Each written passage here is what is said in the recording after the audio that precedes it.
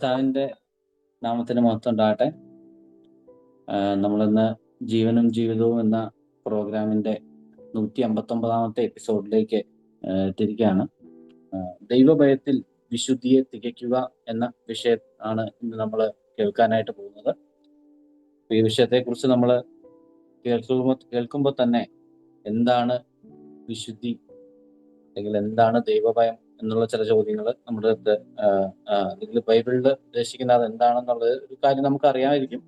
എങ്കിലും അതിനെക്കുറിച്ച് നമുക്ക് കേൾക്കാം. അതുപോലെ തന്നെ ഇതിനെക്കുറിച്ച് ദൈവഭയത്തിൽ വിശുദ്ധിയെ തികയ്ക്കുക എന്നുള്ളൊരു ആ വാക്യം വായിക്കുമ്പോൾ അല്ലെങ്കിൽ അങ്ങനെ ആ വിഷയത്തെക്കുറിച്ച് ചിന്തിക്കുമ്പോൾ നമുക്കറിയാം ഇത് തീർച്ചയായിട്ടും അങ്ങനെ തന്നെയാണ്. ദൈവഭയത്തിൽ വിശുദ്ധിയെ തികയ്ക്കണം എന്നുള്ള കാര്യങ്ങൾ നമുക്കറിയാമെങ്കിലും ചിലപ്പോഴെങ്കിലും ചില ചോദ്യങ്ങൾ നമുക്ക് കേൾക്കേണ്ടതായിട്ട് വരും. ദൈവഭയം ഇല്ലാതെ വിശുദ്ധനാകാനായിട്ട് പറ്റുമോ? അല്ലെങ്കിൽ വിശുദ്ധന്മാർക്കെല്ലാം ദൈവഭയം ഉണ്ടാകേണ്ടതായിട്ടുള്ള ആവശ്യമുണ്ടോ എന്നുള്ള ചില ചോദ്യങ്ങളൊക്കെ ഉണ്ടാവും.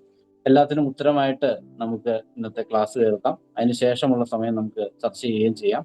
ഇപ്പോൾ ജോമിച്ചേട്ടനെ ഈ വിഷയത്തിൽ നിന്ന് സംസാരിക്കാനായിട്ട് പഠിപ്പിക്കാനായിട്ട് ജോമിച്ചേട്ടനെ ക്ഷണിക്കുകയാണ്.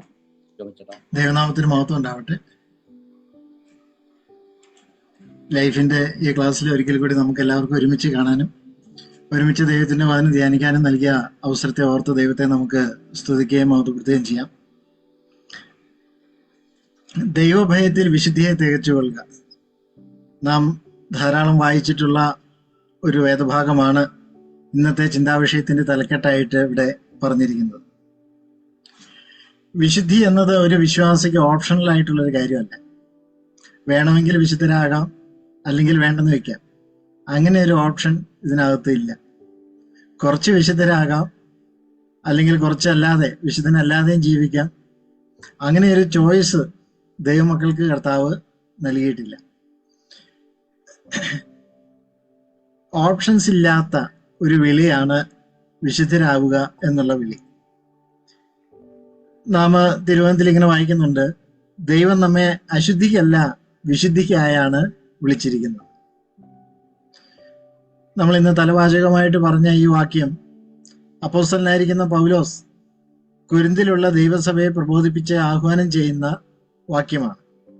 2 കൊരിന്ത്യർ 7-ാം അധ്യായത്തിന്റെ 1-ാമത്തെ വാക്യത്തിൽ നാം ഇങ്ങനെ വായിക്കുന്നുണ്ട്, പ്രിയമുള്ളവരെ, ഈ വാഗ്ദത്തങ്ങൾ നമുക്കുള്ളത് കൊണ്ട് നാം ജഡത്തിലെയും ആത്മാവിലെയും സകല കന്മഷവും നീക്കി നമ്മെ തന്നെ വെടിപ്പാക്കി ദൈവഭയത്തിൽ വിശുദ്ധിയെ തികച്ചുകൊള്ളുക.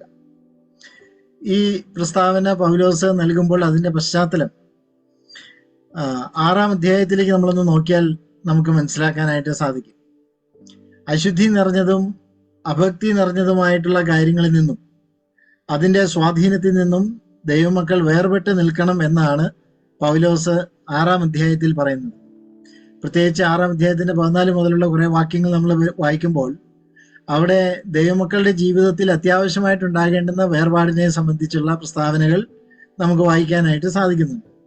അതിന്റെ പശ്ചാത്തലത്തിൽ നിന്നുകൊണ്ടാണ് 7-ാം അധ്യായത്തിലേക്ക് വരുമ്പോൾ പൗലോസ് ഈ വാക്യം ഇവിടെ പ്രബോധനമായിട്ട് കൽപ്പനയായിട്ട് പറഞ്ഞിരിക്കുന്നത്. ദൈവം സഭയുടെ മധ്യേ നടക്കണമെന്നുണ്ടെങ്കിൽ, സഭയുടെ മധ്യേ ഉലാവണമെന്നുണ്ടെങ്കിൽ, അതുപോലെ ദൈവമായി നമ്മളുടെ മധ്യേ അല്ലെ ജനത്തിന്റെ മധ്യേ ഉണ്ടായിരിക്കണമെന്നുണ്ടെങ്കിൽ, ജനത്തിന് ദൈവത്തിന്റെ പുത്രന്മാരും പുത്രിമാരുമായി നിലനിൽക്കണമെന്നുണ്ടെങ്കിൽ ഒരു വേർപാട് ആവശ്യമാണ്. അതാണ് ആ വാക്യങ്ങളെല്ലാം പറഞ്ഞിരിക്കുന്ന ഒരു ചുരുക്കം എന്ന് പറയുന്നത്. വാസ്തവത്തിൽ അതൊരു പഴയ നിയമ സംഭവത്തിന്റെ അല്ലെങ്കിൽ പഴയ നിയമത്തിന്റെ ഒരു ചിത്രം കാണിച്ചുകൊണ്ടാണ് പുതിയ നിയമത്തിനും ബാധകമായിട്ടുള്ള വിശുദ്ധിയുടെ നിയമം ഇവിടെ പറഞ്ഞിരിക്കുന്നത്. സമാഗമന കൂടാരവുമായി ബന്ധപ്പെട്ട കാര്യങ്ങളെ കുറിച്ചൊക്കെ പറയുമ്പോൾ നമുക്കറിയാം, ദൈവം അവരുടെ മധ്യേ വസിക്കണമെന്നുണ്ടെങ്കിൽ പാളയത്തിൽ യാതൊരു വിധമായിട്ടുള്ള അശുദ്ധിയും ഉണ്ടാകുവാനായിട്ട് പാടില്ല എന്ന് അവിടെ ദൈവം വളരെ വ്യക്തമായിട്ട് പറഞ്ഞിട്ടുണ്ട്. ഏകദേശം അതേ കാര്യത്തെ എടുത്തുകൊണ്ട് തന്നെയാണ് ഇവിടെ പുതിയ നിയമത്തിലേക്ക് വരുമ്പോൾ വിശുദ്ധിയുടെ നിയമമായി പറഞ്ഞിരിക്കുന്നത് എന്ന് നമുക്ക് കാണാം. ഇനി ഈ 7-ാം അധ്യായത്തിന്റെ 1-ാമത്തെ വാക്യത്തിലേക്ക് വരുമ്പോൾ ആ വാക്കുകളിലൂടെ ഒന്ന് കടന്നു പോയിട്ട് നമുക്ക് ഇവിടെ ഒന്ന് പ്രസക്തമായിട്ടുള്ള ചില വസ്തുതകൾ നമുക്ക് ഒരുമിച്ച് ചിന്തിക്കാം. പൗലോസ് തന്റെ മനോഭാവം പ്രകടമാക്കുന്നുണ്ട്. അവരെ വിളിക്കുന്നൊരു വിളിയുണ്ട് അല്ലെ. 7-ാം അധ്യായത്തിന്റെ 1-ാമത്തെ വാക്യം തുടങ്ങുന്നത് പ്രിയമുള്ളവരെ എന്ന് പറഞ്ഞുകൊണ്ട്, പ്രിയമുള്ളവരെ ഒരു ഇടയന്റെ കരുതലോട് കൂടിയ ഒരു ശബ്ദമാണ് നമുക്ക് അവിടെ ശ്രവിക്കാനായിട്ട് സാധിക്കുന്നത്. സ്നേഹവും വാത്സല്യവും കരുതലും നിറഞ്ഞ ഒരു വിളിയാണ്. കൊരിന്തിലെ വിശ്വാസികളുടെ ജീവിതങ്ങളെ കുറിച്ചൊക്കെ നമുക്കറിയാം. പലവിധമായിട്ടുള്ള പ്രശ്നങ്ങളും പല വിധത്തിലുള്ളതായിരിക്കുന്ന പ്രതിസന്ധികളിലൂടെയും പല പ്രതികൂലങ്ങളിലൂടെയും ഒക്കെ കടന്നു പോയിട്ടുള്ളതായിരിക്കുന്ന ഒരു ജനമാണ്, ദൈവജനമാണ് കൊരിന്തിലെ ജനം. പക്ഷേ അവരോടുള്ളതായിരിക്കുന്ന തൻ്റെ കരുതലും അവരോടുള്ളതായിരിക്കുന്ന തൻ്റെ സ്നേഹവും അവരോടുള്ള വാത്സല്യവും ഒക്കെ പ്രകടമാക്കുന്ന ഒരു വിളിയാണ് പൗലോസ് അവരെ വിളിച്ചത്. മാത്രമല്ല, അതിനെക്കുറിച്ച് ഒരു ദൈവദാസൻ പറഞ്ഞ പ്രസ്താവന, തിരുത്തലും പ്രബോധനവും ഉണ്ടാകേണ്ടത് കമ്പാഷനുള്ള ഹൃദയത്തിൽ നിന്നാണ് എന്നാ പറഞ്ഞത്. ചാടിക്കേറി വഴക്ക് പറയാനായിട്ട് പോയാൽ ഉദ്ദേശിക്കുന്ന ഫലം കിട്ടുകയില്ല. അപ്പോൾ വളരെ സ്നേഹത്തോടു കൂടി, കരുതലോടു കൂടി, വാത്സല്യത്തോടു കൂടി അടുത്ത് വിളിച്ച് കറക്ഷൻ ആവശ്യമായിട്ടുള്ളതായിരിക്കുന്ന കാര്യങ്ങളെക്കുറിച്ച് പറഞ്ഞു കൊടുത്താൽ ആളുകൾ തിരുത്തും. അതുകൊണ്ടാണ് പൗലോസ് ആ ഒരു നിലപാട് സ്വീകരിച്ചത്, അല്ലെങ്കിൽ ആ ഒരു വിളിച്ചത് എന്ന് നമുക്ക് പറയാനായിട്ട് സാധിക്കും. വീണ്ടും ഈ വാക്യത്തിലേക്ക് നമ്മൾ ഒന്നുകൂടി നോക്കിയാൽ അവിടെ വിശുദ്ധിക്ക് വേണ്ടിയുള്ള ഒരു പ്രചോദനം, ഒരു മോട്ടിവേഷൻ അവിടെ നൽകുന്നുണ്ട്. എന്താണ് അവിടെ മോട്ടിവേഷനായിട്ട് നൽകിയിരിക്കുന്നത്? പ്രിയമുള്ളവരെ, ഈ വാഗ്ദത്തങ്ങൾ നമുക്കുണ്ട് എന്നാ പറഞ്ഞിരിക്കുന്നത്. വാഗ്ദത്തങ്ങളുണ്ട്. അപ്പോൾ ദൈവിക വാഗ്ദത്തങ്ങളാണ് ഒരു വിശ്വാസിയുടെ ഭാഗത്തു നിന്നുള്ള ക്രിയാത്മകമായ പ്രതികരണത്തിന് അടിസ്ഥാനമായിട്ടിരിക്കുന്നത്. ലീഗലിസം അല്ല നമ്മെ പ്രചോദിപ്പിക്കേണ്ടത്. പകരം നമുക്ക് വാഗ്ദത്തങ്ങളും അവയുടെ ഉറപ്പും നൽകിയ ദൈവത്തോടുള്ള സ്നേഹവും നന്ദി നിറഞ്ഞ മനസ്സുമാണ് നമ്മെ ഉത്സാഹഭരിതർ ആക്കി തീർക്കേണ്ടത്. ദൈവം നമ്മിൽ വസിക്കുന്നു, നാം അവന്റെ ആലയമാണ്. അപ്പൊ അതുകൊണ്ട് തന്നെ നാം വിശുദ്ധരായിട്ട് തീരേണ്ടതും ആവശ്യമാണ്. അപ്പൊ വിശുദ്ധിക്ക് വേണ്ടിയുള്ള ദൈവമക്കളോട് വിശുദ്ധരായി തീരുവാൻ ഉള്ള ആഹ്വാനം നൽകുമ്പോൾ അതിനൊരു മോട്ടിവേഷൻ നൽകുന്നത് എന്താണെന്ന് ചോദിച്ചാൽ, ദൈവിക വാഗ്ദത്തങ്ങൾ വളരെ ഉറപ്പായി നമുക്ക് ദൈവം തന്നിട്ടുണ്ടെന്നുള്ള ഒരു കാര്യം തന്നെയാണ്. വീണ്ടും ഈ വാക്യത്തിലൂടെ പോകുമ്പോൾ അടുത്ത ഒരു പ്രസ്താവന നമ്മൾ കാണുന്നത് നമ്മളുടെ വ്യക്തിപരമായ ഉത്തരവാദിത്വത്തിലേക്കാണ് വിരൽ ചൂണ്ടുന്നത്. നാം ശുദ്ധീകരിക്കണം എന്നാണ് പറഞ്ഞിരിക്കുന്നത്, അല്ലെ? വിശുദ്ധീകരണം പ്രാപിക്കണം. നമ്മെ തന്നെ വെടിപ്പാക്കി ദൈവഭയത്തിൽ വിശുദ്ധിയെ തികച്ചുകൊള്ളുക. അപ്പൊ നാം വിശുദ്ധീകരിക്കുക എന്നുള്ളത് നമ്മളുടെ ഒരു ഉത്തരവാദിത്വത്തിലേക്ക് വിരൽ ചൂണ്ടുകയാണ്. വിശുദ്ധീകരണം നൽകുന്നത് ആത്യന്തികമായി ദൈവം തന്റെ പരിശുദ്ധാത്മാവ് മുഖാന്തരമാണെങ്കിലും നമുക്ക് നമ്മുടേതായിട്ടുള്ളതായിരിക്കുന്ന ഒരു പങ്കും അതിൽ നിർവഹിക്കുവാനായിട്ടുണ്ട്. ദൈവം ചെയ്യുന്ന പ്രവൃത്തി പരിപൂർണമാണ്. അതിനോട് എന്തെങ്കിലും കൂട്ടിച്ചേർക്കുവാനായിട്ടോ അതിൽ നിന്ന് എന്തെങ്കിലും മാറ്റം വരുത്തുവാനായിട്ടോ ഇല്ല. അത് വിശദീകരണത്തിന്റെ കാര്യത്തിലും ശരി തന്നെയാണ്. എന്നാൽ നമ്മളുടെ ജീവിതത്തിൽ ധാർമ്മികവും ആത്മീകവുമായി വിശുദ്ധരായി ജീവിക്കുവാൻ ആവശ്യമായിട്ടുള്ള കാര്യങ്ങൾ നമ്മളുടെ ഭാഗത്തു നിന്ന് മനഃപൂർവ്വമായി നമ്മൾ ചെയ്യണമെന്നുള്ളതും ദൈവം നമ്മെക്കുറിച്ച് ആഗ്രഹിക്കുന്ന ഒരു കാര്യമാണ്. അങ്ങനെ ചെയ്തെങ്കിൽ മാത്രമേ നമുക്ക് വിശുദ്ധരായി തീരുവാനായിട്ട് സാധിക്കുകയുള്ളൂ. ശുദ്ധിയാവുക എന്ന് പറഞ്ഞാൽ എല്ലാവിധ അശുദ്ധിയും നീക്കിക്കളയുക എന്ന് തന്നെയാണ് അതിന്റെ അർത്ഥം. ശരീരത്തിൽ അഴുക്കിനെ കുറിച്ച് മാത്രം സൂചിപ്പിക്കുന്ന ഒരു വാക്കല്ല അവിടെ ഉപയോഗിച്ചിരിക്കുന്നത്. അഥവാ പുറമേ ഉള്ളതായിരിക്കുന്ന നമ്മളുടെ പ്രവൃത്തിയും സ്വഭാവവും ശീലങ്ങളും പെരുമാറ്റവും ഇതെല്ലാം നന്നായിരിക്കണം. എന്നാൽ അത് മാത്രം പോരാ, ആത്മാവിലെ അഴുക്ക് കൂടി നീക്കണം, അല്ലെങ്കിൽ കളങ്കവും കൂടി നീക്കണം എന്നാണ് പറഞ്ഞിരിക്കുന്നത്. എന്ന് പറഞ്ഞാൽ നമ്മളുടെ അകത്തെ മനുഷ്യന്റെ ആയി ബന്ധപ്പെട്ട മനോഭാവങ്ങൾ, ചിന്തകൾ, ലക്ഷ്യങ്ങൾ, ഇങ്ങനെയുള്ളതായിരിക്കുന്ന കാര്യങ്ങൾ കൂടി നമ്മൾ നന്നാക്കണം, അല്ലെങ്കിൽ അവയെ നമ്മൾ വിശദീകരിക്കേണ്ടതായിട്ടുള്ള ആവശ്യകതയുണ്ട് എന്ന് പറഞ്ഞിരിക്കുന്നു. വീണ്ടും ഈ വാക്യത്തിൽ ഉപയോഗിച്ചിരിക്കുന്ന അടുത്ത ഒരു പദപ്രയോഗം എല്ലാ അശുദ്ധിയും നീക്കുക എന്നാണ്. എല്ലാ അശുദ്ധിയും നീക്കുക എന്ന് പറഞ്ഞാൽ അതിന്റെ അർത്ഥം എന്താണ്? ഭാഗികമായിട്ടുള്ളതായിരിക്കുന്ന വിശുദ്ധിക്കും വിശുദ്ധീകരണത്തിന് യാതൊരു സ്ഥാനവുമില്ല. ഭാഗികമായ അനുസരണത്തെ കുറിച്ച് പറയുമ്പോൾ അതൊരു അനുസരണക്കേടാണ് എന്ന് പറയാറുള്ളത് പോലെ തന്നെ ഭാഗികമായിട്ടുള്ള വിശുദ്ധിയെ ഉള്ളൂ എങ്കിൽ അവിടെയും അശുദ്ധി ഉണ്ടെന്നാണ് നമ്മൾ മനസ്സിലാക്കേണ്ടത്. അപ്പൊ അത് ദൈവത്തിന് സ്വീകാര്യമായിട്ടുള്ളതായിരിക്കുന്ന ഒരു കാര്യം അല്ല. അതുകൊണ്ട് എല്ലാ അശുദ്ധിയും നീക്കണമെന്ന് പറഞ്ഞിരിക്കുന്നു. വിശുദ്ധിയെ തികയ്ക്കണം. തികയ്ക്കുക എന്ന് വെച്ചാൽ സ്ഥാനീയപരമായിട്ടുള്ള വിശുദ്ധി പോലെ തന്നെ പ്രോഗ്രസീവ് ആയിട്ടുള്ളതായിരിക്കുന്ന ഒരു വിശുദ്ധിയുണ്ട്. ക്രിസ്തുവിൽ നാം ഒരിക്കലായി വിശുദ്ധരായി തീർന്നു, എന്നാൽ ഇനി പ്രായോഗികതയിൽ വിശുദ്ധരായി നമ്മൾ തീരേണ്ടുന്ന ആവശ്യമുണ്ട്. ഈ വിശുദ്ധീകരണത്തെ കുറിച്ചാണ് അവിടെ പറഞ്ഞിരിക്കുന്നത്. അതൊരു ഏകദിന പ്രവൃത്തിയല്ല, ഒരിക്കലായി നടക്കുന്നൊരു കാര്യവുമല്ല. നിരന്തരമായ വളർച്ചയുടെ ഭാഗമായി നാം നമ്മെ തന്നെ വിശദീകരിക്കണം എന്നുള്ള ആശയമാണ് നമുക്ക് ഇവിടെ ചിന്തിക്കാനായിട്ട് സാധിക്കും. അതായത് വിശുദ്ധീകരണം എന്നത് ഒരു യാത്രയാണ്. സമഗ്രമായ പുരോഗതിയിലേക്കും ക്രിസ്തുവിനെ പോലെ അനുദിനം ആകുന്നതിലേക്കും ഉള്ളൊരു പ്രയാണമാണ് വിശുദ്ധീകരണം, ആ വിശുദ്ധീകരണത്തിന്റെ യാത്ര എന്ന് പറയുന്നത്. അതെങ്ങനെയാണ് നമ്മൾ നടത്തേണ്ടത്? ആ വിശദീകരണത്തിന്റെ പ്രക്രിയയിൽ വളരെ ശ്രദ്ധയോടുകൂടി ചെയ്യേണ്ടതായിട്ടുള്ള കാര്യം എന്താണെന്ന് ചോദിച്ചാൽ ദൈവഭയത്തിൽ വേണം ഈ കാര്യങ്ങളെല്ലാം ചെയ്യുവാൻ. അതാണ് ഇവിടെ ഉപയോഗിച്ചിരിക്കുന്ന അടുത്ത വാക്ക്, ദൈവഭയത്തിൽ വിശുദ്ധിയെ തികയ്ക്കുക. ഭക്തിയോടെയും ഭയത്തോടെയും അഥവാ ദൈവത്തെ അറിഞ്ഞ് അവനോടുള്ള ബഹുമാനത്തോടു കൂടി വേണം ഈ കാര്യങ്ങൾ ചെയ്യുവാനായിട്ട്. അപ്പൊ ഈ വാക്യത്തെക്കുറിച്ച് ഒരു ദേവദാസൻ എഴുതിയ പ്രസ്താവനയിൽ ഇങ്ങനെ പറഞ്ഞു, അടിമയ്ക്ക് യജമാനനോടുള്ളതായിരിക്കുന്ന ഭയം അഥവാ അടിമത്വ ഭയം അല്ലെങ്കിൽ ഒരു അടിമയ്ക്കുള്ളതായിരിക്കുന്ന ഒരു ഭയം അല്ല ഇവിടെ ഉദ്ദേശിക്കുന്നത് എന്നാണ് പറഞ്ഞിരിക്കുന്നത്. ദൈവത്തിന്റെ മഹത്വവും ശ്രേഷ്ഠതയും ഔന്നത്യവും നിസ്തുല്യതയും മനസ്സിലാക്കുമ്പോൾ ഉണ്ടാകുന്ന ബഹുമാനത്തോടു കൂടിയ ഭയത്തെയാണ് ഇവിടെ അർത്ഥമാക്കിയിരിക്കുന്നത്. ദൈവഭക്തിയാകുന്ന ഭയം, അനുസരണത്തിലേക്കും ശരിയായ ജീവിതത്തിലേക്കും നയിക്കുന്ന ഒരു ഭയം, അതാണ് നമുക്ക് ആവശ്യമായിട്ടുള്ളത്. ചുരുക്കത്തിൽ വിശുദ്ധി എന്നത് ഒരു ബന്ധത്തെ സുഗമമാക്കുന്ന കാര്യമാണ് എന്ന് നമുക്ക് പറയാം. നമ്മൾ ഈ മുകളിലുള്ള കുറെ വാക്കുകൾ, ഒന്നാം വാക്യത്തിൽ പറയുന്ന അതിന്റെ കുറെ വാക്കുകളെ കുറിച്ചാണ് നമ്മൾ ചുരുക്കമായിട്ട് പറഞ്ഞത്. അപ്പോൾ അതിന്റെ എല്ലാം ഒന്ന് സമപ്പ് ചെയ്ത് നമ്മൾ പറഞ്ഞാൽ നമുക്ക് പറയാം, ദൈവവുമായിട്ടുള്ളൊരു സുഗമമായ ബന്ധത്തെ ബാധിക്കുന്ന ഒരു കാര്യമാണ് വിശുദ്ധിയും ദൈവഭയവും എന്നൊക്കെ പറയുന്നത്. ഇനി കുറച്ചുകൂടി വേറൊരു വാക്കിൽ പറഞ്ഞാൽ, ദൈവത്തോട് അല്ലെ ക്രിസ്തുവിനോട് താതാത്മ്യം പ്രാപിക്കുവാനും അതിന് ചേർന്ന വിധമുള്ളതായിരിക്കുന്ന ജീവിതം ഉണ്ടാകുവാനും നമ്മെ പ്രാപ്തരാക്കുന്ന കാര്യമാണ് വിശുദ്ധിയും ദൈവഭയവും എന്ന് പറയുന്നത്. വിശുദ്ധി ദൈവം നമുക്ക് എനേബിൾ ചെയ്തു തന്നു, നാം അതിനോട് പ്രോപ്പറായി റെസ്പോണ്ട് ചെയ്യണം. അതാണ് ദൈനംദിന വിശദീകരണം എന്ന് പറയുന്നത്. ദൈവം നമ്മെ അലർട്ടായും വിനയത്തോടു കൂടിയും ദൈവഭയം എന്ന് പറയുന്നത് നമ്മെ അലർട്ടായിട്ടിരിക്കുവാനും വിനയത്തോടു കൂടിയും കീഴടങ്ങിയും ഇരിക്കുവാനായിട്ട് നമ്മെ സഹായിക്കുന്നതായിട്ടുള്ള കാര്യങ്ങളാണ്. ഇത് നമ്മുടെ ജീവിതത്തെ സമഗ്രമായി പരിശോധിക്കുവാൻ നമ്മെ ഉത്സാഹിപ്പിക്കുന്ന ഒരു കാര്യമാണ്. മാത്രമല്ല ദൈനംദിന ജീവിതത്തിൽ വളരുവാൻ അതിനാവശ്യമായിട്ടുള്ള അനുസരണം, സമഗ്രത ഒക്കെ പാലിക്കുവാനായിട്ട് ഇത് നമ്മെ സഹായിക്കുന്നുമുണ്ട്. ശരിയായ ദൈവഭക്തിയോടെ ജീവിക്കാനും ദൈവ സാന്നിധ്യത്തെക്കുറിച്ചുള്ള സുബോധം ഉണ്ടാകുവാനും ഈ ചിന്തകൾ നമ്മെ സഹായിക്കും എന്നുള്ളതിന് യാതൊരു സംശയവും വേണ്ട. നമുക്ക് അല്പം വിശദമായിട്ട് ഈ വാക്യങ്ങളുടെ അർത്ഥങ്ങളിലേക്ക് നമുക്ക് വരാം.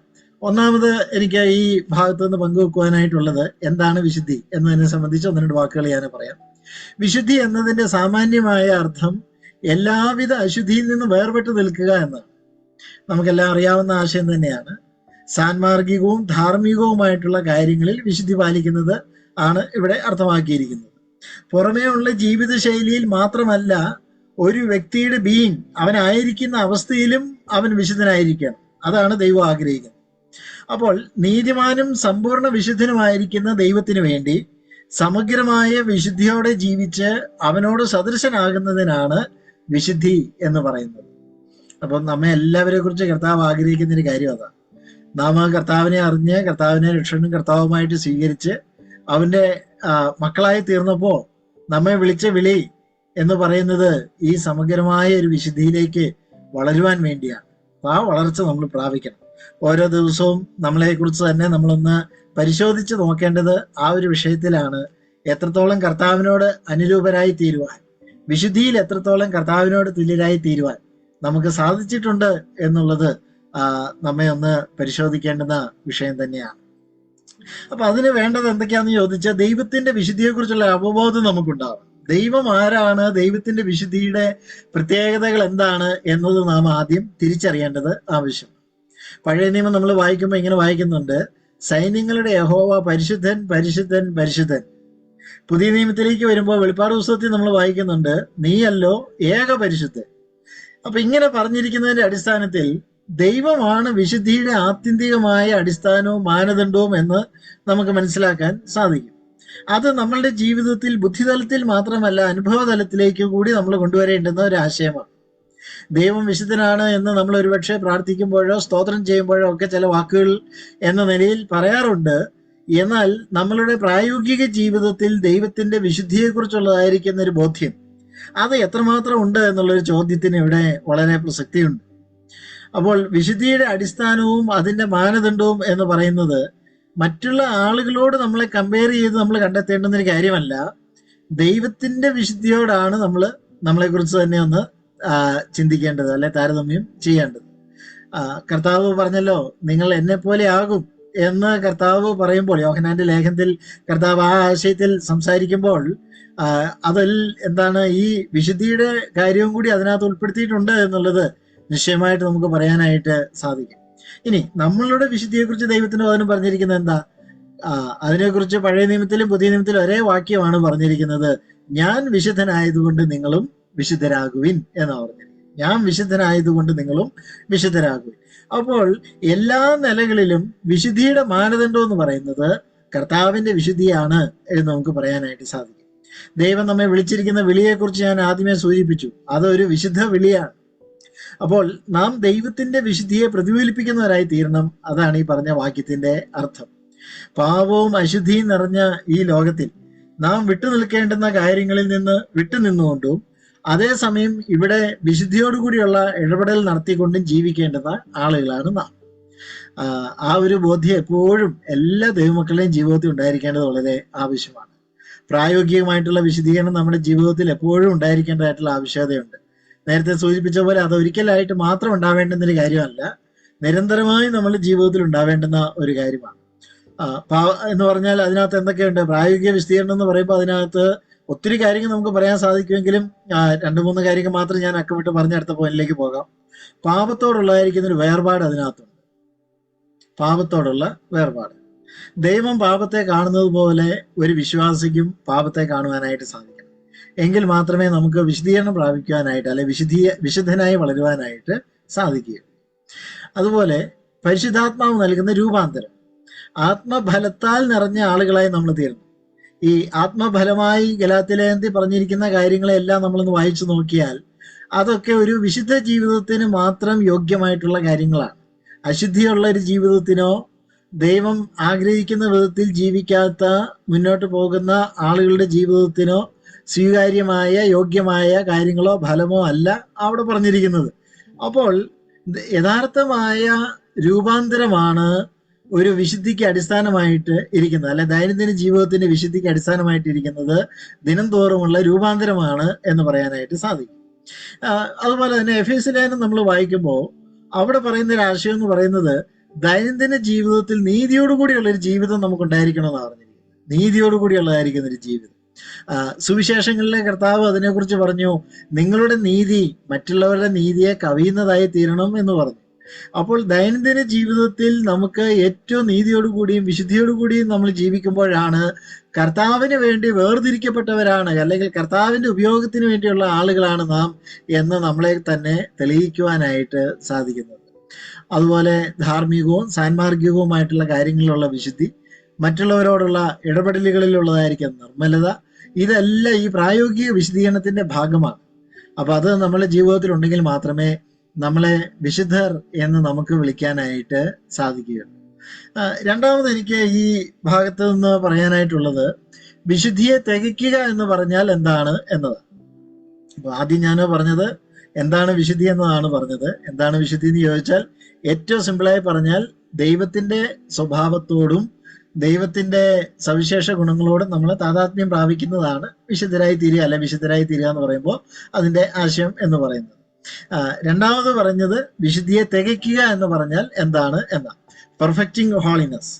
എന്തെങ്കിലും കുറവുള്ളത് നികത്തുക എന്നുള്ളതായിരിക്കുന്ന ആശയത്തിലല്ല ഇവിടെ ആ വാക്ക് ഉപയോഗിച്ചിരിക്കുന്നത്. പെർഫെക്റ്റിംഗ് എന്നുള്ളതായിരിക്കുന്ന വാക്കിന് എപ്പിറ്റലിയോ എന്നുള്ളതായിരിക്കുന്ന വാക്കാണ് ഉപയോഗിച്ചിരിക്കുന്നത്. അതിന്റെ അർത്ഥം ഞാൻ മനസ്സിലാക്കി അത് ഫുൾഫിൽ ചെയ്യുക, നടപ്പിലാക്കുക, അല്ലെങ്കിൽ പ്രായോഗിക തലത്തിലേക്ക് കൊണ്ടുവരിക എന്നുള്ളതായിരിക്കുന്ന ആശയത്തിലാണ് ആ വാക്ക് ഉപയോഗിച്ചിരിക്കുന്നതാണ്. എന്ന് പറഞ്ഞാൽ പണികളെല്ലാം കഴിഞ്ഞ ഒരു ശില്പത്തെ അതിന്റെ ഫിനിഷിങ്ങിലേക്ക് എത്തിക്കുന്നത് പോലെയുള്ള ഒരു പ്രവൃത്തിയാണത്. ഒരു വിശ്വാസിയെ ദൈവം വിശുദ്ധനാക്കി. എന്നാൽ ദൈനംദിന ജീവിതത്തിലെ വിശുദ്ധീകരണ പ്രക്രിയയിലൂടെ നാം കടന്നു പോകുമ്പോഴാണ് നമ്മുടെ വിശുദ്ധിക്ക് മങ്ങലേൽക്കാതെ തിളക്കത്തോടു കൂടി നിൽക്കുവാനായിട്ട് സാധിക്കുന്നത്. നമുക്കറിയാം, ഈ മാർബിളിലും ഒക്കെ ഉണ്ടാക്കിയ പ്രതിമകളൊക്കെ എന്ത് ചെയ്യും, അതൊക്കെ ഒന്ന് തുടച്ച് വൃത്തിയാക്കും കൂടെ. അപ്പൊ കുറച്ച് ദിവസങ്ങൾ തുടയ്ക്കാതിരുന്നു കഴിഞ്ഞാൽ പൊടി പിടിച്ച് അതിന്റെ ആ തിളക്കമൊക്കെ അങ്ങ് നശിച്ചു പോകും. അപ്പൊ ആ തിളക്കം വീണ്ടെടുക്കാനുള്ളതായിരിക്കുന്ന ഒരു പ്രോസസ്സാണ്. അത് പ്രതിമ ചെയ്യുകയില്ല, അല്ലെങ്കിൽ പ്രതിമ ഉണ്ടാക്കിയ ആളുകളായിരിക്കില്ല അത് ചെയ്യുന്നത്, മറ്റാളുകളായിരിക്കും അത് ചെയ്യുന്നത്. എന്ന് പറഞ്ഞ പോലെ ദൈവം നമ്മെ വിശുദ്ധീകരിച്ചു, അല്ലെങ്കിൽ ഒരിക്കലായി ദൈവം നമ്മെ വിശുദ്ധീകരിച്ചു. നമ്മൾ അതിനെ സ്ഥാനീയ വിശുദ്ധി എന്നൊക്കെ നമ്മൾ അതിനെക്കുറിച്ച് പറയും. അപ്പം ദൈവം നമ്മളെ ഒരിക്കലായി വിശുദ്ധീകരിച്ചു, ദൈവമക്കളാക്കി തീർത്തു. എന്നാൽ ദൈനംദിന ജീവിതത്തിൽ നമ്മളുടെ വിശുദ്ധിക്ക് മങ്ങലേൽക്കുന്ന പല കാര്യങ്ങൾ നമ്മുടെ ജീവിതത്തിൽ വരും. അങ്ങനെയുള്ളതായിരിക്കുന്ന കാര്യങ്ങൾ നമ്മുടെ ജീവിതത്തിലേക്ക് വരുമ്പോൾ അവയെ നീക്കി അവയെ വിട്ടകന്ന് നമ്മളുടെ വിശുദ്ധിക്ക് കോട്ടം വരുത്തുന്നതായിട്ടുള്ള കാര്യങ്ങളോട് വിട്ടകന്ന് നിന്ന് നമ്മെ തന്നെ ശുദ്ധീകരിക്കുവാനുള്ളതായിരിക്കുന്ന ഒരു ഉത്തരവാദിത്വം നമുക്കുണ്ട്. അതാണ് വിശുദ്ധിയെ തെളിയിക്കുക എന്ന് പറയുമ്പോൾ നമ്മൾ മനസ്സിലാക്കേണ്ടതെന്നാണ് ഞാൻ ഈ വാക്യത്തിൽ നിന്ന് മനസ്സിലാക്കിയത്. ഈ ദൈനംദിന വിശദീകരണം എന്ന് പറയുന്നത് ഒരു പുരോഗമനാത്മകമായിട്ടുള്ള കാര്യം തന്നെയാണ്. അത് എപ്പോഴുണ്ടെന്ന് ചോദിച്ചാൽ, നമുക്ക് ഇനി ഒരു വിശുദ്ധീകരണം ആവശ്യമില്ലാത്ത വിധത്തിൽ നാം കർത്താവിനോട് സദൃശന്മാരായി തീരുന്നത് വരെ ഈ വിശുദ്ധീകരണത്തിന്റെ പ്രോസസ്സ് ആവശ്യമാണ്. അഥവാ ഈ ലോകത്തിൽ നമ്മൾ ആയിരിക്കുന്നിടത്തോളം കാലം ഓരോ ദിവസവും ഓരോ നിമിഷവും വിശുദ്ധീകരണത്തിന്റെ പ്രക്രിയയിലൂടെ നമ്മൾ കടന്നു പോകേണ്ടത് വളരെ ആവശ്യമുള്ളതായിരിക്കുന്ന ഒരു കാര്യമാണ്. ഈ ഒരു പ്രക്രിയയിൽ നമുക്കൊരിക്കൽ നിഷ്ക്രിയരായിട്ടിരിക്കുവാനായിട്ട് അനുവാദമില്ല. നമ്മെ ശുദ്ധീകരിക്കേണ്ട ആവശ്യം ഇനിയില്ല, എനിക്കിനി വിശുദ്ധി എല്ലാമായി എന്ന് നമ്മൾ ചിന്തിച്ചൊരിക്കലും ഇരിക്കുവാനായിട്ട് പാടില്ല. നമ്മെ ശുദ്ധീകരിക്കേണ്ട ഈ പ്രക്രിയയിൽ നാം നിഷ്ക്രിയരായിട്ടിരുന്നാൽ നമ്മളുടെ തിളക്കം കുറഞ്ഞു പോകും എന്നുള്ളതിന് യാതൊരു സംശയം വേണ്ട. അപ്പൊ അതുകൊണ്ടൊക്കെയാണ് കഴിഞ്ഞ കാലഘട്ടങ്ങളിൽ വലിയ ആത്മീക നേട്ടങ്ങളൊക്കെ നേടിയിട്ടുള്ളതായിരിക്കുന്ന പല ആളുകളും ആ നേട്ടങ്ങളുടെ ആലസ്യത്തിൽ മുന്നോട്ട് പോകുമ്പോൾ അവരുടെ പ്രഭ മങ്ങി, അവരുടെ തിളക്കമൊക്കെ മങ്ങി പോകുന്നതിന്റെ കാരണം എന്താന്ന് ചോദിച്ചാൽ, ഒരു പക്ഷേ ഈ ദൈനംദിന വിശദീകരണത്തിൽ അവർ പിന്നോട്ട് പോകുന്നത് കൊണ്ടായിരിക്കാം എന്നാണ് ഞാൻ അതിനെക്കുറിച്ച് വായിക്കുകയുണ്ടായത്. അപ്പൊ അതുകൊണ്ട് മനഃപൂർവ്വമായിട്ടുള്ള ശുദ്ധീകരണം നമ്മൾ നടത്തണം. അതിനുവേണ്ടി എന്തൊക്കെ ഉപയോഗിക്കണം? ദൈവത്തിന്റെ വചനം നമ്മൾ ഉപയോഗിക്കണം. ഓരോ ദിവസവും നമ്മൾ ദൈവത്തിന്റെ വചനം വായിച്ച് ദൈവത്തിന്റെ വചനത്തിന്റെ ഓരോ വാക്കുകളിലൂടെ നമ്മൾ കടന്നു പോകുമ്പോൾ നമ്മളുടെ ജീവിതത്തിൽ വിശദീകരിക്കുവാൻ ആവശ്യമായിട്ടുള്ള, ഇനിയും തൂത്തു തുടക്കേണ്ടത് അല്ലെങ്കിൽ ഇനിയും തിളക്കം വരേണ്ടതായിട്ടുള്ള മേഖലകളെ ദൈവത്തിന്റെ വചനം നമുക്ക് തുറന്നു കാണിച്ചു തരുമ്പോൾ ആ മേഖലകളെ നമ്മൾ ശുദ്ധീകരിക്കേണ്ടത് ആവശ്യമാണ്. അപ്പൊ ദൈവത്തിന്റെ വചനം നമ്മെ ശുദ്ധീകരിക്കുവാനായിട്ട് സഹായിക്കുന്നു. യേശുവിന്റെ രക്തം സകല പാപവും പോക്കി നമ്മെ ശുദ്ധീകരിക്കുന്നു നമ്മൾ വായിക്കുന്നത്. അപ്പോൾ കർത്താവിന്റെ രക്തം നമ്മെ ശുദ്ധീകരിക്കാൻ വേണ്ടിയുള്ളതാണ്. അപ്പൊ ദിനം തോറും നമ്മൾ എന്ത് ചെയ്യണം? കർത്താവിന്റെ രക്തത്താലുള്ളതായിരിക്കുന്ന ഒരു കഴുകൽ പ്രാപിക്കേണ്ടത് ആവശ്യമാണ്. ദൈവസന്നിധിയിൽ വന്നിരുന്ന് കർത്താവിനോട് നമ്മുടെ പാപങ്ങളെ ഏറ്റുപറഞ്ഞ് കർത്താവിന്റെ രക്തത്താൽ നമ്മുടെ പാപങ്ങളെ കഴുകി ശുദ്ധീകരിക്കാനുള്ളതായിരിക്കുന്ന ഒരു പ്രാർത്ഥന കർത്താവിനോട് നമ്മൾ നടത്തേണ്ടത് ആവശ്യമാണ്. ഏത് പാപത്തെയും കർത്താവിന്റെ രക്തത്താൽ കഴുകി ശുദ്ധീകരിക്കുവാനായിട്ട് സാധിക്കും. അതുപോലെ തന്നെ വിശുദ്ധീകരണത്തിന് വേണ്ടി വെച്ചിരിക്കുന്ന മറ്റൊരു മാർഗം എന്ന് പറയുന്നത് പ്രാർത്ഥനയാണ്. കർത്താവിനോട് വിശുദ്ധിയിൽ വളരുവാനായിട്ട് ആഗ്രഹിക്കുന്ന എല്ലാ ആളുകളും കർത്താവിനോട് പ്രാർത്ഥിക്കണം. കർത്താവെ, എന്നെ വിശുദ്ധനാകുവാൻ സഹായിക്കണമേ, വിശുദ്ധിയുടെ പാതയിൽ വളരുവാനായിട്ട് എന്നെ സഹായിക്കണമേ. അതുപോലെ ഇനിയും വിശുദ്ധി ആവശ്യമുള്ളതായിരിക്കുന്ന എൻ്റെ ജീവിതത്തിന്റെ മേഖലകളെ എനിക്ക് തുറന്നു തരണമേ, എൻ്റെ മുമ്പിൽ തുറന്നു കാണിക്കണമേ എന്ന് കർത്താവിനോട് ആത്മാർത്ഥമായി പ്രാർത്ഥിക്കേണ്ടത് ആവശ്യമാണ്. അപ്പോഴും ദൈവത്തിന്റെ ആത്മാവ് നമ്മുടെ ഹൃദയങ്ങളിൽ പ്രവർത്തിക്കുകയും അതുപോലെ തന്നെ ഒരുപക്ഷെ ദൈവഭക്തരായ ആളുകളിലൂടെയോ മറ്റും ഒക്കെ ദൈവത്തിന്റെ ആത്മാവ് നമ്മോട് സംസാരിച്ച് നമ്മളുടെ ജീവിതത്തിൽ തിരുത്തുവാനുള്ളതായിരിക്കുന്ന മാർഗങ്ങളെ, തിരുത്തേണ്ടതായിട്ടുള്ള വശങ്ങളെ ദൈവം നമുക്ക് കാണിച്ചു തരും. അതുപോലെ തന്നെ വിശദീകരണത്തിന് വേണ്ടിയുള്ളതായിരിക്കുന്ന മറ്റൊരു മാർഗം എന്ന് പറയുന്നത് അനുദിന രൂപാന്തരമാണ്.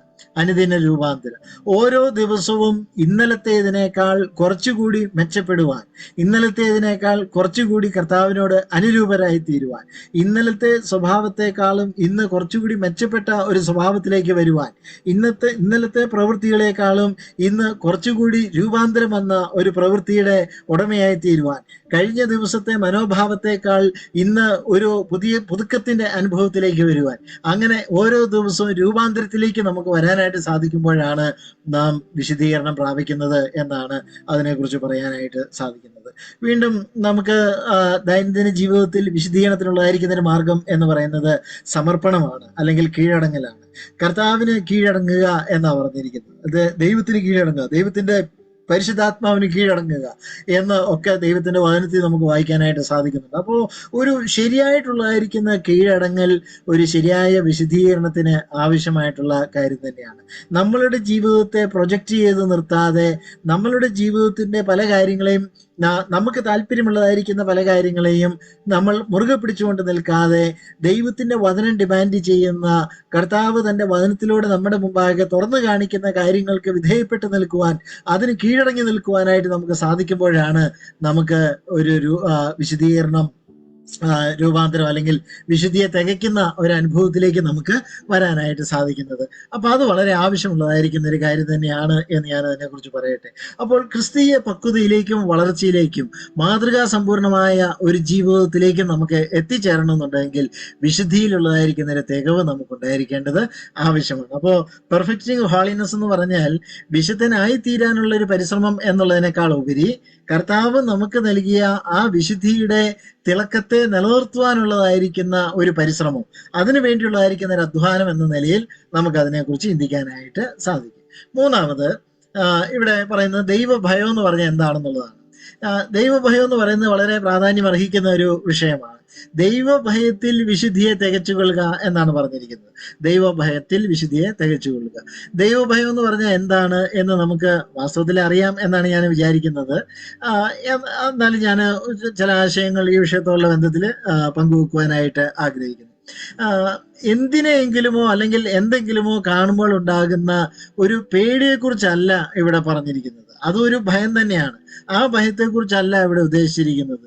ദൈവഭയം എന്ന് പറയുമ്പോഴും അങ്ങനെ ദൈവത്തെക്കുറിച്ച് അങ്ങനെ ഭയപ്പെട്ട് വിറങ്ങലിച്ചിരിക്കുന്ന ഒരവസ്ഥയെക്കുറിച്ചല്ല, ഒരിക്കലും അടുക്കുവാനായിട്ട് സാധിക്കാത്ത, അങ്ങനെ മാറ്റി നിർത്തേണ്ടുന്ന ഒരു കാര്യം എന്ന നിലയിലുള്ള ഒരു ഭയത്തെക്കുറിച്ചല്ല ഇവിടെ പറഞ്ഞിരിക്കുന്നത്. പകരം നമ്മെ ആകർഷിക്കുന്ന, നമ്മെ അടുപ്പിച്ചു നിർത്തുന്ന, ബഹുമാനവും ആരാധനയും കൂടുതൽ ആകാംക്ഷയും ഉളവാക്കുന്ന ഒരു തരം ഭയം, അതാണ് ഇവിടെ നമുക്ക് ഉണ്ടാവേണ്ടത്.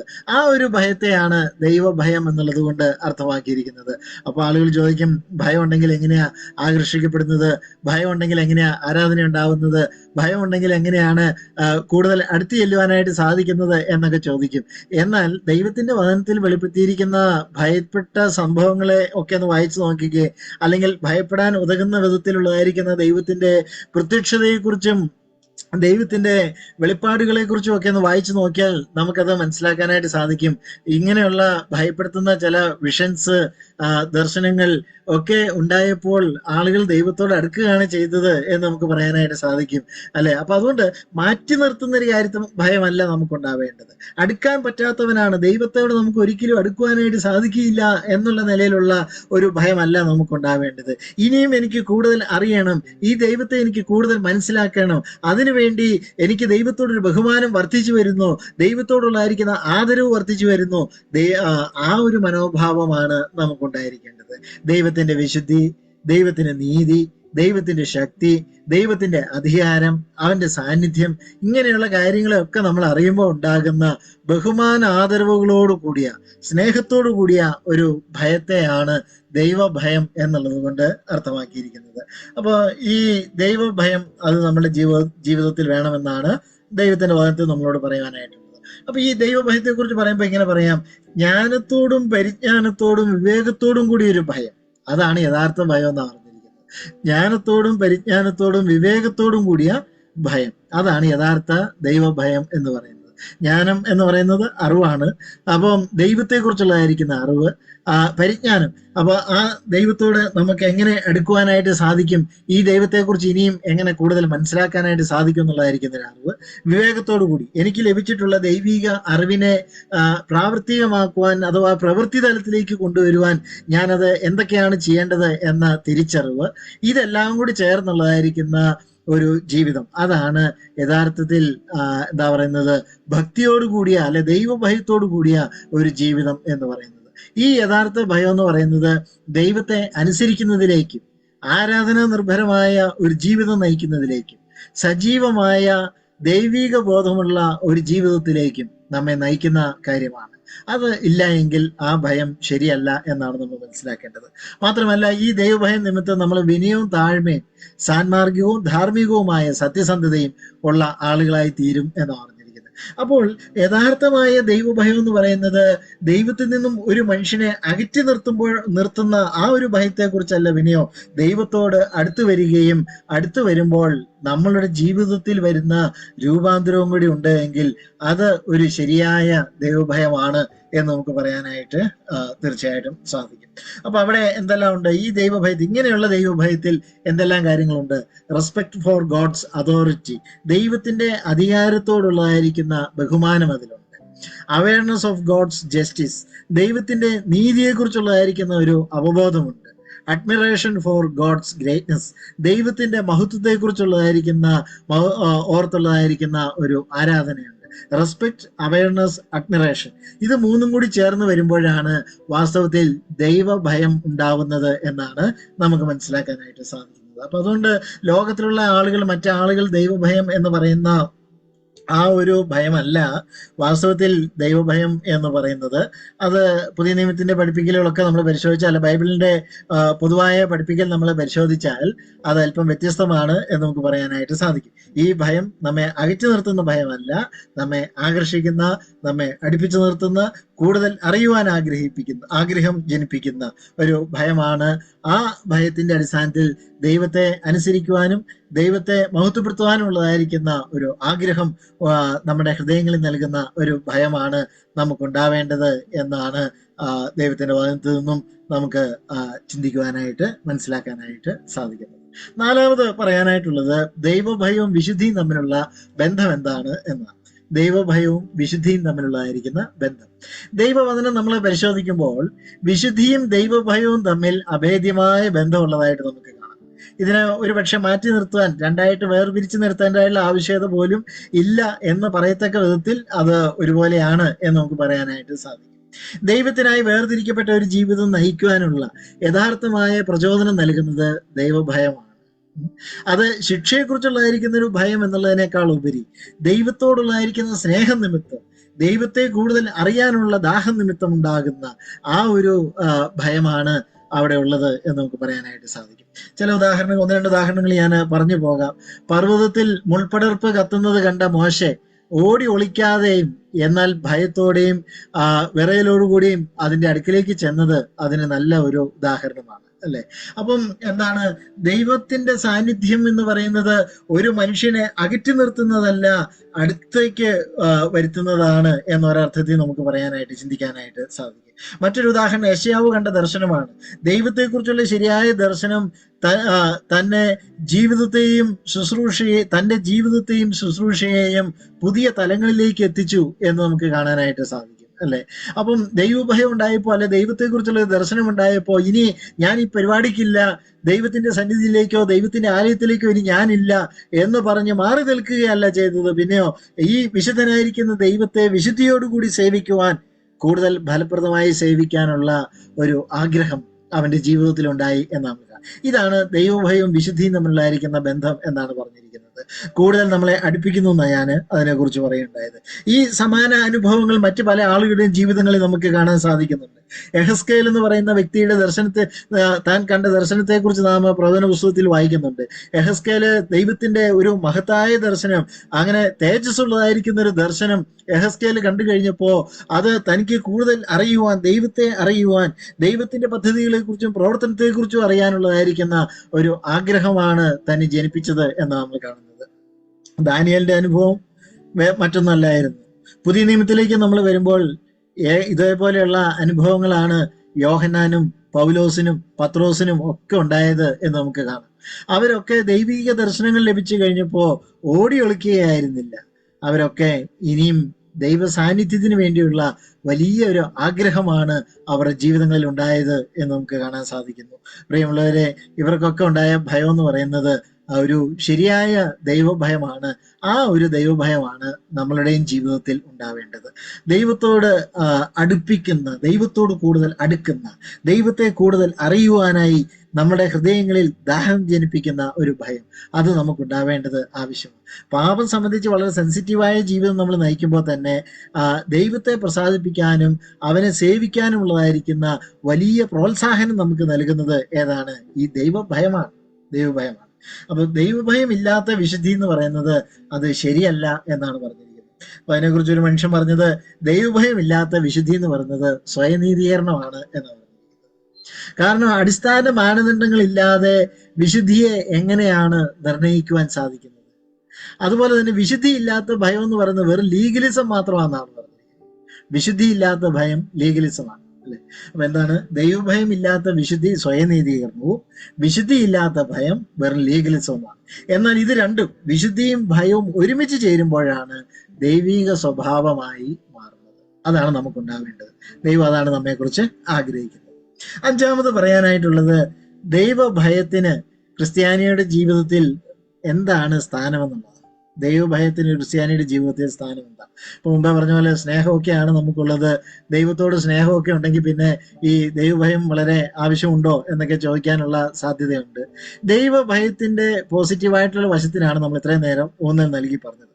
അതിന്റെ ഒരു മറുവശം കൂടിയുണ്ട്. അത് fear of punishment or judgement എന്നാ പറഞ്ഞിരിക്കുന്നത്. അപ്പൊ ഭയത്തിന് പേടിപ്പെടുത്തുന്ന ഒരു വശമുണ്ട്, ഇല്ലെന്ന് പറയുകയില്ല. ആ വശം എന്ന് പറയുന്നത് ദൈവം നൽകുന്ന ശിക്ഷയെക്കുറിച്ച് അല്ലെ ദൈവത്തിന്റെ ന്യായവിധിയെക്കുറിച്ചുള്ളതായിരിക്കുന്ന ഒരു ചിന്തയാണ്. അപ്പൊ ദൈവത്തോട് അടുക്കുമ്പോൾ നമ്മൾ ഒരിക്കലും എന്താണ് സ്നേഹം കൂടുതലാണ് അല്ലെങ്കിൽ എനിക്ക് ദൈവഭക്തി കൂടുതലാന്ന് പറഞ്ഞ് അങ്ങനെ ലാഘവത്തോടു കൂടി ഉദാസീനമായി ദൈവത്തിന്റെ അടുക്കിലേക്ക് എത്തുവാനായിട്ട് പാടില്ല. ഈ മറുവശം എപ്പോഴും നമ്മൾ ഓർത്തു കൊള്ളണം. ദൈവത്തിന്റെ പക്കൽ ഒരു പണിഷ്മെന്റ് ഉണ്ട്, ദൈവത്തിന്റെ പക്കൽ ജഡ്ജ്മെന്റ് ഉണ്ട്. ആ ഒരു കാര്യം നമ്മൾ മറന്നു പോകുവാനായിട്ട് പാടില്ല. എന്നാൽ ഈ വശത്തിന് മാത്രം ഊന്നൽ നൽകിയാൽ സ്നേഹത്തിന് ഒരിക്കലും നിലനിൽപ്പില്ല, അല്ലെ? ഭയന്നു നിൽക്കുന്ന ഒരു വ്യക്തിയോട് സ്നേഹത്തെക്കുറിച്ച് പറഞ്ഞിട്ട് വല്ല കാര്യമുണ്ടോ? ഒരു കാര്യവുമില്ല. അപ്പൊ അതുകൊണ്ട് തികഞ്ഞ സ്നേഹം ഭയത്തെ പുറത്താക്കുന്നു എന്ന് പറഞ്ഞത് ഒരു വാക്യമുണ്ടല്ലോ പുതിയ നിയമത്തിൽ. അപ്പോ ദൈവത്തോടുള്ളായിരിക്കുന്ന സ്നേഹം നമ്മുടെ ജീവിതത്തിലേക്ക് നിറഞ്ഞു വരുമ്പോൾ എന്താണ് ദൈവിക ന്യായവിധിയുടെ കുറിച്ചുള്ളതായിരിക്കുന്ന ഒരു ചിന്ത കൂടി നമ്മളുടെ ജീവിതങ്ങളിലേക്ക് വന്നിട്ട് നമ്മളുടെ ജീവിതത്തെ നമ്മൾ കുറച്ചുകൂടി പോസിറ്റീവായ ആ വശത്തേക്ക് തിരിക്കും. എന്ന് പറഞ്ഞാൽ ദൈവത്തെ ആദരിക്കുവാനും ബഹുമാനിക്കുവാനും ദൈവത്തെ ശരിയായ നിലയിൽ കാണുവാനും ദൈവത്തെക്കുറിച്ച് ശരിയായ നിലയിൽ ചിന്തിക്കുവാനും പഠിക്കുവാനും ഒക്കെ നമ്മൾ ആരംഭിക്കും. അങ്ങനെ ചെയ്യുമ്പോൾ ഈ പാപത്തിന്റെ വശങ്ങളിൽ നിന്നുള്ളതായിരിക്കുന്ന അതിന്റെ പ്രലോഭനങ്ങളിൽ നിന്നുള്ളതായിരിക്കുന്ന ഒരു വലിയ മോചനവും കൂടി നമുക്ക് നേടുവാനായിട്ട് സാധിക്കും. അപ്പോൾ ദൈവത്തെ ഭയപ്പെടുന്ന ഒരു ജീവിതം വിശ്വാസിയുടെ ജീവിതത്തിൽ വളരെ ആവശ്യമാണ്. ദൈവഭയമാണ് ഒരു ക്രിസ്ത്യാനിയുടെ ജീവിതത്തിന്റെ അടിസ്ഥാനം എന്ന് നമുക്ക് തീർച്ചയായിട്ടും പറയുവാനായിട്ട് സാധിക്കും.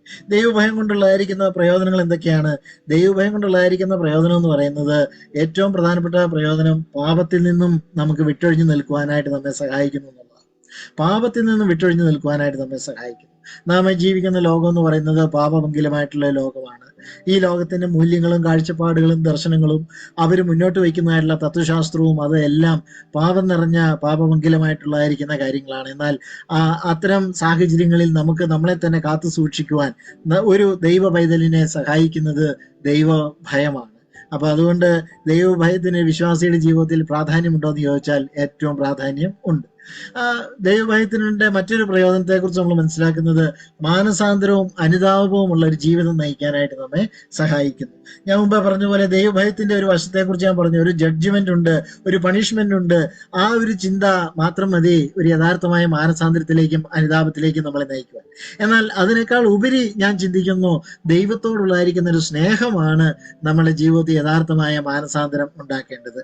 കാരണം എന്താണെന്ന് ചോദിച്ചാൽ ദൈവം നമ്മെ എത്രമാത്രം ആഴത്തിൽ സ്നേഹിച്ചു എന്നുള്ളതായിരിക്കുന്ന ഒരു ബോധ്യം, അതിനോട് പ്രതിനന്ദിയായി ദൈവം നമ്മെ സ്നേഹിച്ചതുപോലെ തന്നെ കർത്താവിനെ നമുക്ക് തിരിച്ച് സ്നേഹിക്കുവാനായിട്ട് സാധിക്കണമെന്നുണ്ടെങ്കിൽ തീർച്ചയായും നമ്മുടെ ജീവിതത്തിന്റെ പല മേഖലകളിലും തിരുത്തലുകൾ കൊണ്ടുവരേണ്ടത്, രൂപാന്തരം കൊണ്ടുവരേണ്ടത്, അനുതാപം വരേണ്ടത്, മാനസാന്തരം വരേണ്ടത് ആവശ്യമാണ്. അപ്പോൾ ദൈവഭയം ഉണ്ടെങ്കിൽ മാത്രമേ ഒരു മാനസാന്തരപ്പെട്ട ജീവിതം നയിക്കുവാനായിട്ട് സാധിക്കുകയുള്ളൂ.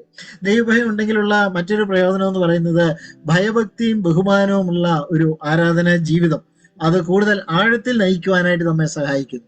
ആരാധന എന്ന് പറയുന്നത് ഏതെങ്കിലും ഒരു സമയത്ത് മാത്രം നടക്കുന്ന ഒരു കാര്യമല്ല. ഒരു ദൈവഭക്തനായിരിക്കുന്ന ഒരു മനുഷ്യന്റെ ജീവിതത്തെ തന്നെയാണല്ലോ ആരാധന എന്ന് പറയേണ്ടത്. അങ്ങനെയാണെങ്കിൽ ഭയഭക്തിയോടുകൂടി ബഹുമാനത്തോടുകൂടി ജീവിക്കുമ്പോൾ അതാണ് ദൈവത്തിന് ഏറ്റവും പ്രസാദകരമായിട്ടുള്ള ഒരു ആരാധനയായി തീരുന്നത്. കേവലം ബാഹ്യമായിട്ടുള്ളതായിരിക്കുന്ന കർമ്മങ്ങളോ ആചാരനിഷ്ഠകളോ കുറെ കാര്യങ്ങളോ നമ്മൾ ചെയ്യുന്നു എന്നുള്ളതിനേക്കാൾ ഉപരിയായി നമ്മളുടെ ഹൃദയങ്ങളെ ദൈവസന്നിധിയിലേക്ക് യഥാർത്ഥമായിട്ട് കൊണ്ടുവന്ന് സമർപ്പിക്കുവാനും അവിടെ ചില മാറ്റങ്ങൾ നമ്മുടെ ജീവിതത്തിന് കൊണ്ടുവരുവാനായിട്ട് സാധിച്ചാൽ അതാണ് ദൈവത്തിന് ഏറ്റവും സ്വീകാര്യമായിട്ടുള്ളത് എന്ന് നമുക്ക് പറയാനായിട്ട് സാധിക്കും. അപ്പൊ അതുകൊണ്ട് അങ്ങനെ ഒരു ജീവിതമാണ് നമുക്ക് ഉണ്ടാവേണ്ടത്. ഉദാഹരണത്തിന് യോസഫിന്റെ ജീവിതത്തെ നോക്കിക്കേ. യോസഫിനെ കുറിച്ച് നമ്മൾ വായിക്കുന്നത് യോസഫ് ദൈവത്തെ ഭയപ്പെട്ടു നമ്മൾ വായിക്കുന്നത്. അതുകൊണ്ടാണ് അവന് പാപം വിട്ടൊഴിഞ്ഞു നിൽക്കുവാനായിട്ട് സാധിച്ചത്. പ്രിയമുള്ളവരെ, നമ്മളുടെ ജീവിതത്തിൽ അങ്ങനെ തന്നെയുള്ള മനോഭാവം ഉണ്ടാവേണ്ടത് ആവശ്യമാണ്. നോഹയെ കുറിച്ച് നമ്മൾ വായിക്കുന്നുണ്ട്, അവൻ ഭയഭക്തി പൂണ്ട് അങ്ങനെ ഒരു പെട്ടകം പണിതു എന്ന് നമ്മൾ വായിക്കുന്നുണ്ട്. അപ്പോ ഭക്തിയോടുകൂടി ജീവിക്കാന്ന് പറഞ്ഞാൽ ചില ഉത്തരവാദിത്തങ്ങൾ നിർവഹിക്കും, വിട്ടൊഴിയേണ്ട കാര്യങ്ങളിൽ നിന്ന് വിട്ടൊഴിയും. ഇതിനെല്ലാം സഹായിക്കുന്നത് എന്താണ്? ഈ ദൈവഭയമാണ് നമ്മെ സഹായിക്കുന്നതെന്നാണ് പറഞ്ഞിരിക്കുന്നത്. സ്നേഹവും ഭയവും തമ്മിൽ ചേരാത്ത കാര്യങ്ങളായി പരിഗണിക്കേണ്ടുന്ന ആവശ്യകതയില്ല. ബൈബിൾ നമ്മൾ വായിക്കുമ്പോൾ അത് രണ്ടും ചേർന്ന് പോകുന്ന കാര്യങ്ങൾ തന്നെയാണ്. നേരത്തെ സൂചിപ്പിച്ചതുപോലെ സ്നേഹമില്ലാത്ത ഭയം മാത്രമായാൽ അതൊരു ലീഗലിസമാണ്. തണുത്തു മരവിച്ചൊരു ആത്മീയതയായിരിക്കും അതിന്റെ ഫലം എന്ന് പറയുന്നത്. പലപ്പോഴും നമ്മുടെ ജീവിതം, നമ്മുടെ ക്രിസ്തീയ ജീവിതം ഒക്കെ അങ്ങനെ എന്താ പറയുന്നത്, ഒരു ഉത്സാഹമില്ലാത്ത, ഒരു ചൂടില്ലാത്ത തണുത്ത ജീവിതങ്ങളായി പോകുന്നത് എന്തുകൊണ്ടാണെന്ന് ചോദിച്ചാൽ, ഒരു ലീഗലിസത്തിന്റെ അടിസ്ഥാനത്തിൽ, അല്ലെങ്കിൽ എന്താണ്, ഒരു നിയമത്തിന്റെ അടിസ്ഥാനത്തിൽ മാത്രം നമ്മൾ ദൈവത്തെ സ്നേഹിക്കുവാനോ ദൈവത്തിന് വേണ്ടി എന്തെങ്കിലുമൊക്കെ ചെയ്യുവാനായിട്ടോ ഒക്കെ പോകുന്നതുകൊണ്ടാണ്. യഥാർത്ഥമായ ഒരു സ്നേഹം, ഒരു ഊഷ്മളമായിട്ടുള്ളതായിരിക്കുന്ന ഒരു സ്നേഹത്തിന്റെ അനുഭവം നമ്മുടെ ജീവിതങ്ങളിൽ ഉണ്ടെങ്കിൽ മാത്രമേ ആ ജീവിതങ്ങൾ കൂടുതൽ ഉത്സാഹമുള്ള ജീവിതമായിട്ട് മാറുകയുള്ളൂ. ഭയമില്ലാത്ത സ്നേഹം മാത്രമായാൽ അത് അശ്രദ്ധയിലേക്കും അലംഭാവത്തിലേക്കും നമ്മളെ നയിക്കും, അല്ലെ? അപ്പൊ ഭയം ഉണ്ടെങ്കിൽ മാത്രമേ ശ്രദ്ധാപൂർവം കാര്യങ്ങളെ ചെയ്യുവാനായിട്ട് സാധിക്കുള്ളൂ. അപ്പൊ അതുകൊണ്ട് ഇത് വളരെ ബന്ധമുള്ളതായിരിക്കുന്ന ഒരു കാര്യങ്ങളാണ്. ഇനിയും ചോദിക്കുകയാണ്, ഈ സ്നേഹവും ഭയവും തമ്മിലുള്ളതായിരിക്കുന്ന ബന്ധം എന്താണ് എന്ന് ചോദിച്ചാൽ അതിനെ ഇങ്ങനെ പറയാനായിട്ട് സാധിക്കും: സ്നേഹം നമ്മെ ദൈവത്തോട് അടുപ്പിക്കും, ഭയം നമ്മെ ദൈവം മുമ്പാകെ വിനയാന്വിതരായി ജീവിക്കുവാനായിട്ട് സഹായിക്കും. ഇതാണ് അതിന്റെ ബന്ധം എന്ന് പറഞ്ഞിരിക്കുന്നത്. സ്നേഹം നമ്മെ ദൈവത്തോട് അടുപ്പിക്കും, ദൈവത്തെക്കുറിച്ച് അറിയുവാനായിട്ട് നമ്മളെ ഉത്സാഹിപ്പിക്കും, ദൈവത്തോടുള്ളതായിരിക്കുന്ന ബന്ധത്തിൽ വളർച്ച ആഗ്രഹിക്കും, ദൈവവുമായിട്ടുള്ളതായിരിക്കും നല്ലൊരു എല്ലാ നല്ല ബന്ധവും നമുക്ക് നൽകും. എന്നാൽ ഭയമെന്ന് പറയുന്നത് ദൈവം മുമ്പാകെ നമ്മളെ തന്നെ സൂക്ഷിക്കുവാൻ, ദൈവം മുമ്പാകെ വിനയാന്വിതരായി ജീവിക്കുവാൻ നമ്മെ സഹായിക്കും. എന്ന് പറഞ്ഞാൽ നമ്മളുടെ പ്രായോഗിക ജീവിതത്തെ മെച്ചപ്പെടുത്തുവാൻ സഹായിക്കുന്നത് ഭയമാണ് എന്ന് പറഞ്ഞിരിക്കുന്നത്. അപ്പൊ അതുകൊണ്ട് ഈ ഭയം നമ്മുടെ ജീവിതത്തിൽ ആവശ്യമാണ്. യോഹന്നാന്റെ സുവിശേഷം 14-ാം അധ്യായത്തിന്റെ 15-ാമത്തെ വാക്യത്തിൽ കർത്താവ് പറഞ്ഞു, യേശു പറഞ്ഞു, നിങ്ങൾ എന്നെ സ്നേഹിക്കുന്നുവെങ്കിൽ എന്റെ കൽപ്പനകൾ പ്രമാണിക്കും എന്ന് പറഞ്ഞു. യഥാർത്ഥ സ്നേഹം കുത്തഴിഞ്ഞ സ്വാതന്ത്ര്യമുള്ള ഒരു ജീവിതത്തിലേക്കല്ല നമ്മെ നയിക്കേണ്ടത്. പകരം അനുസരണത്തിലേക്കാണ് നമ്മെ നയിക്കേണ്ടത്. ഭയത്തോടു കൂടിയ ബഹുമാനം കൂടുതൽ വിശുദ്ധമായ ജീവിതത്തിന് ആവശ്യമായ പ്രോത്സാഹനം നൽകുമെന്നുള്ള ഒരു തിരിച്ചറിവ് നമുക്കുണ്ടായിരിക്കേണ്ടത് ആവശ്യമാണ്. അതേപോലെ സ്നേഹവും അനുസരണവും പരസ്പരം പൊരുത്തപ്പെട്ടിരിക്കുന്ന കാര്യങ്ങൾ തന്നെയാണ്. സ്നേഹം എന്നുള്ളത് കേവലം ഒരു വികാരം മാത്രമല്ല. ക്രിസ്തീയത മുന്നോട്ട് വെക്കുന്ന സ്നേഹം, അഥവാ ബൈബിൾ മുന്നോട്ട് വെക്കുന്ന സ്നേഹം എന്ന് പറയുന്നത് കേവലം ഒരു വികാരം മാത്രമല്ല, അത് സജീവമായിട്ടുള്ളതായിരിക്കുന്ന ഒരു പ്രവൃത്തിയാണ്. കർത്താവ് പറഞ്ഞു, എന്നെ സ്നേഹിക്കുന്നുവെങ്കിൽ എന്റെ കൽപ്പനകൾ പ്രമാണിക്കും എന്ന് പറയുകയുണ്ടായി. അപ്പോൾ സ്നേഹത്തിന്റെ അടിസ്ഥാനത്തിലുള്ള അനുസരണം സന്തോഷകരവും അത് നീണ്ടു നിൽക്കുന്നതായ ഒരു അനുഭവവും ആയിരിക്കും. ദൈവത്തിലുള്ള ശരിയായ ആശ്രയത്തിന്റെയും അവനോടുള്ള അനുസരണത്തിന്റെയും പ്രതിഫലനമായ സ്നേഹം വളരെ നല്ല ഒരു അനുഭവമായിരിക്കും എന്നുള്ളതിന് യാതൊരു സംശയവും വേണ്ട. അപ്പോൾ വീണ്ടും ഒരു ചോദ്യം കൂടി: ഒരു സത്യക്രിസ്ത്യാനിയെ അനുസരണത്തിന് പ്രേരിപ്പിക്കേണ്ടത് സ്നേഹമാണോ ഭയമാണോ എന്നുള്ള ഒരു ചോദ്യം ഉണ്ട്. അതിന്റെ ഉത്തരം എന്ന് പറയുന്നത് സ്നേഹവും ഭയവും രണ്ടും ഒരുപോലെ അനുസരണത്തിന് ബാധകമായിട്ടുള്ള കാര്യങ്ങളാണ്. ഒരുപക്ഷെ വിശ്വാസ ജീവിതത്തിന്റെ ആദ്യ സമയങ്ങളിൽ സ്നേഹത്തെക്കാൾ ഭയമായിരിക്കാം ഒരു വ്യക്തിയെ അനുസരിക്കുവാനായിട്ട് പ്രചോദിപ്പിക്കുന്നത്. എന്നാൽ വളർച്ചയും പക്വതയും പ്രാപിക്കുമ്പോൾ, കൂടുതൽ പരിജ്ഞാനത്തോടു കൂടിയ അറിവ് ദൈവത്തെക്കുറിച്ചുണ്ടാകുമ്പോൾ ഭയം ബഹുമാനവും ആദരവുമായി മാറുകയും ചെയ്യുന്നു എന്ന് പറയാനായിട്ട് സാധിക്കും. അങ്ങനെ ഭക്തിയോടുകൂടിയ ഒരു അനുസരണവും സ്നേഹവും നമുക്ക് ഉണ്ടാവുകയും ചെയ്യും. അപ്പോഴും എന്താണ്, ദൈവഭയമാണ് നമ്മെ വഴിതെറ്റാതെ കാക്കുന്നത്. അത് നമ്മൾ മറന്നു പോകുവാനായിട്ട് പാടില്ല. സ്നേഹം ആ ഒരു ബോണ്ടാണ് നമ്മെ അങ്ങനെ വളരെ അടുപ്പിച്ച് ചേർത്ത് നിർത്തുന്ന ഒരു കാര്യമായിരിക്കുമ്പോൾ തന്നെ ദൈവഭയം എന്ന് പറയുന്നത് നമ്മളുടെ പാത തെറ്റിപ്പോകാതെ, ജീവിതത്തിന്റെ പ്രയാണം തെറ്റിപ്പോകാതെ നമ്മെ ആ ബന്ധത്തിൽ ഉറപ്പിച്ചു നിർത്തുവാനായി നമ്മെ സഹായിക്കുന്ന ഒരു കാര്യം തന്നെയാണ്. ചുരുക്കത്തിൽ നമ്മൾ പറഞ്ഞ കാര്യങ്ങളുടെ ചുരുക്കത്തിലേക്ക് ഞാൻ വരട്ടെ. ദൈവഭയത്തിൽ വിശുദ്ധിയെ തയ്ക്കുക എന്ന് പറഞ്ഞാൽ വിശുദ്ധിയിൽ അനുദിനം വളരുന്ന ഒരു ജീവിതമാണ്. അത് വിശുദ്ധി പ്രാപിക്കുക എന്നുള്ളതിനേക്കാൾ ഉപരി ദൈവം നമുക്ക് നൽകിയ വിശുദ്ധിയിൽ നിലനിൽക്കുവാൻ, അതിന്റെ തിളക്കം നിലനിർത്തുവാനുള്ളതായിരിക്കുന്ന പരിശ്രമത്തോടു കൂടിയ ഒരു ജീവിതമാണ്. ദൈവത്തെക്കുറിച്ചുള്ള പരിജ്ഞാനത്തോടു കൂടിയ ഒരു അറിവ് നിമിത്തം അവനോട് ബഹുമാനവും ഭയഭക്തിയും ഉള്ളതായിരിക്കുന്ന ഒരു ജീവിതമാണ് ദൈവഭയത്തിൽ വിശുദ്ധിയെ തയ്ക്കുക എന്ന് പറഞ്ഞാൽ നമ്മൾ മനസ്സിലാക്കേണ്ടത്. നിർമ്മലവും ആഴവുമായ സ്നേഹം ദൈവത്തോടുള്ള ദൈവത്തോടുള്ള ഒരു ജീവിതത്തെയാണ് ദൈവഭയത്തിലുള്ള ഒരു ജീവിതം എന്ന് പറയുന്നത്. ദൈവത്തിന് കീഴടങ്ങി തുടർച്ചയായി പരിശുദ്ധാത്മാവ് നടത്തുന്ന രൂപാന്തരത്തിന് വിധേയപ്പെടുത്തുന്ന ഒരു ജീവിതമാണ് ദൈവഭയത്തോടു കൂടിയുള്ള വിശുദ്ധമായ ജീവിതം എന്ന് പറയുന്നത്. അതുകൊണ്ട് നമുക്ക് നമ്മുടെ ജീവിതങ്ങളിലേക്ക് ഒന്ന് തിരിഞ്ഞു നോക്കി നമ്മുടെ ജീവിതത്തിന്റെ ഒരു കുത്തഴിഞ്ഞ മേഖലകളെ, അലസമായി കിടക്കുന്ന മേഖലകളെ, അവിടെ ചില തിരുത്തലുകൾ കൊണ്ടുവരുവാനായിട്ട് ദൈവം നമ്മെ സഹായിക്കട്ടെ.